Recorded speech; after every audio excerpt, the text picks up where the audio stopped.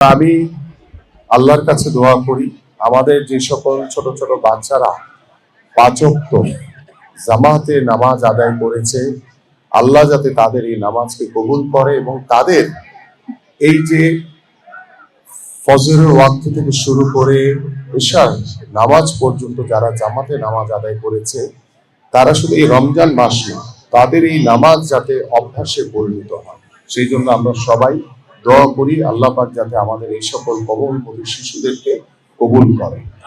এবং আমার এই যে উদ্যোগ গত বছরও আমি ছোট পরিসরে করেছিলাম, এবছর অনেক বড় করে করেছি। ইনশাল্লাহ আল্লাহ বাঁচিয়ে রাখলে আগামী বছরে আল্লাহ যদি বাঁচিয়ে রাখে সবাইকে রমজান মাসে আমরা এই উদ্যোগগুলো গ্রহণ করব। কারণ এই উদ্যোগ সাইকেল উপহারটি বড় বিষয় না, এই উদ্যোগের মূল বিষয় হচ্ছে যে আমরা আমাদের ছোট ছোট বাচ্চাদেরকে নামাজে অভ্যস্ত করা এবং আল্লাহর সঠিক পথ, আল্লাহর সন্তুষ্টি লাভের জন্য আমাদের এই ছোট ছোট বাচ্চারা যদি এই বয়সে যদি নামাজে অভ্যস্ত হয়ে যায় তখন তারা কখনোই নামাজ ছাড়বে না এই বিষয়টি। এবং আমি মনে করি যে এই বাচ্চাদের যারা পরিবার রয়েছে সকলের কাছে, যারা গার্ডিয়ান এখানে উপস্থিত রয়েছেন সকলের কাছে আমি আহ্বান করব যে শুধু রমজান মাসে না, তারা যাতে এই নামাজের অভ্যাসটি যাতে চলমান রাখে সেদিকে একজন অভিভাবক হিসেবে, পিতামাতা হিসেবে আপনারাও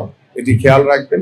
পাশাপাশি যে যে এলাকায় বসবাস করি না কেন আমরা সবাই যাতে এই ধরনের উদ্যোগকে সহযোগিতার মাধ্যমে আমরা যাতে ভবিষ্যতে এগিয়ে নিয়ে যেতে পারি সে বিষয়েও আমি আপনাদের সকলের কাছে সহযোগিতা চাই। এবং আমি আশা করি আমার এই নির্বাচনী এলাকায় এই ধরনের উদ্যোগ সবসময় চলমান থাকবে।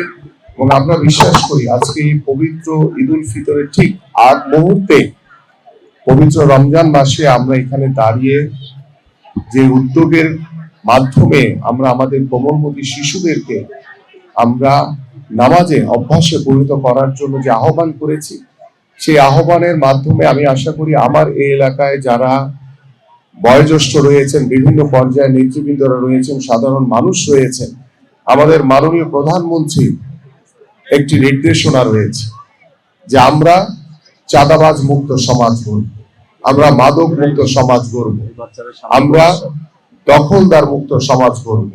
এবং সেই সমাজ গড়ার জন্য আমরা জিরো টলারেন্স দিয়ে যারাই চাঁদাবাজির সাথে জড়িত থাকবে তাদেরকে আমরা আইনের আওতায় এনে তাদেরকে দৃষ্টান্তমূলক শাস্তি দেওয়া হবে। আমরা যারা মাদকের সাথে জড়িত থাকবে ইতিমধ্যে মাদকের বিরুদ্ধে অভিযান চালানো শুরু হয়েছে, চাঁদাবাজের বিরুদ্ধে ইতিমধ্যে অভিযান চালানো শুরু হয়েছে।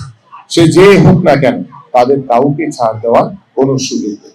পাশাপাশি দীর্ঘ 17 বছর আপনারা কষ্ট করেছেন, আন্দোলন করেছেন, সংগ্রাম করেছেন সেই ফ্যাসিবাদের বিরুদ্ধে।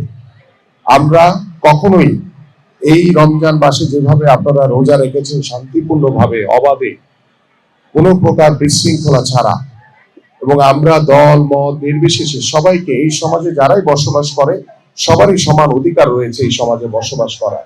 আমরা সবাইকে নিয়ে এই রমজান মাস অতিবাহিত করছি এবং ঈদ উল ফিতরেও আমি বিশ্বাস করি আমরা শান্তিপূর্ণভাবে আমরা এই সমাজের সকলদের নিয়ে আমরা এই ঈদের আনন্দ সবাই আমরা ভাগাভাগি করে নিব ইনশাআল্লাহ।